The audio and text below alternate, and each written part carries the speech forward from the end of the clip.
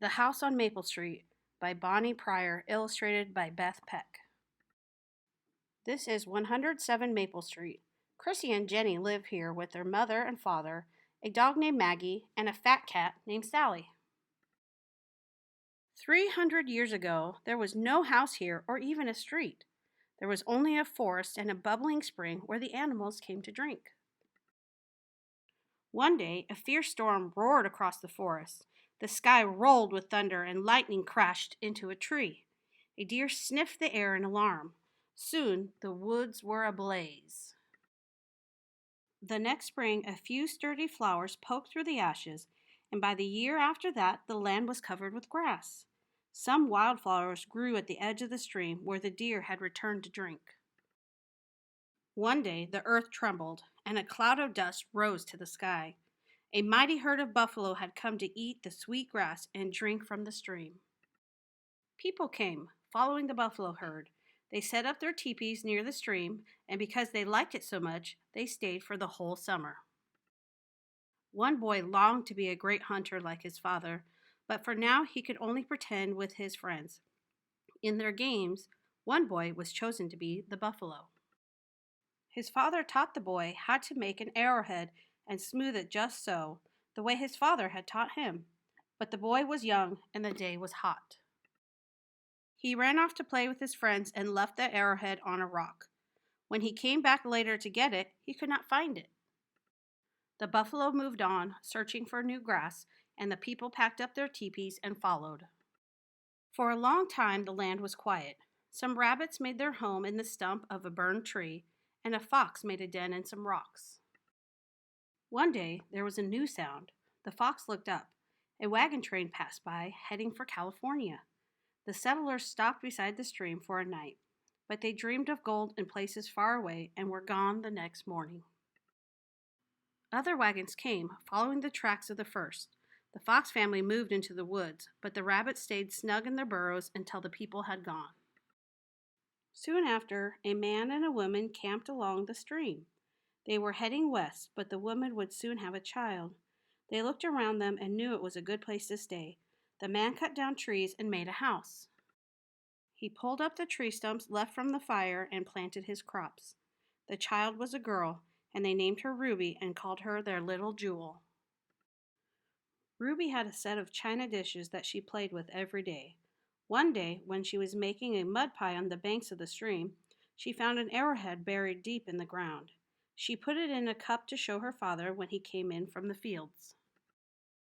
Ruby's mother called her to watch the new baby. While she was gone, a rabbit sniffed at the cup and knocked it off the rock. It fell into the tunnel to his burrow, and the rabbit moved away to a new home under the roots of a tree. Ruby grew up and moved away, but her brother stayed on the farm. By now, there were other people nearby, and he married a girl from another farm. They had 6 children, and he built a larger house so they would all fit. Now the old wagon trail was used as a road, and the dust got into the house. When his wife complained, Ruby's brother planted a row of maple trees along the road to keep out the dust and shade the house. After the children were grown, he and his wife moved away, but one of their daughters stayed on the farm with her husband and children. One day, the children's great Aunt Ruby came for a visit. She was an old lady with snow-white hair. The children loved to hear her stories of long ago. She told them about the cup and arrowhead she had lost when she was a girl. After she left, the children looked and looked, but they never found them, though they searched for days. The town had grown nearly to the edge of the farm, and another man up the road filled in the stream and changed its course. For a while there was a trickle of water in the spring when the snow melted, but the weeds and dirt filled in the bed until hardly anyone remembered a stream had ever been there. New people lived on the farm. It was the school teacher and his family, and they sold much of the land to others. The road was paved with bricks, so there was no longer any dust, but the maple trees remained. Their branches hung down over the road, making it shady and cool. People called it Maple Street. Automobiles drove on the road, along with carts and wagons, and there were many new houses. The house was crumbling and old, and one day some men tore it down. For a while again, the land was bare. The rabbits lived comfortably, with only an occasional owl or fox to chase them.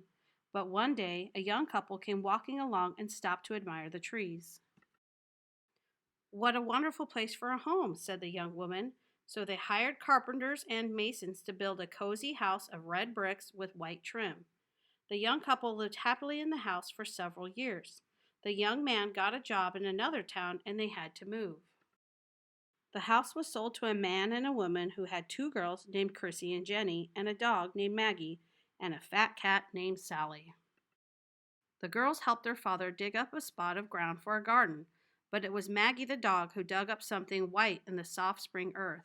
"Stop!" cried Chrissy, and she picked up the tiny cup made of china. Inside was the arrowhead found and lost so long ago. "Who lost these?" the girls wondered. Chrissy and Jenny put the cup and arrowhead on a shelf for others to see. Someday perhaps their children will play with the tiny treasures and wonder about them too. But the cup and arrowhead will forever keep their secrets, and the children can only dream.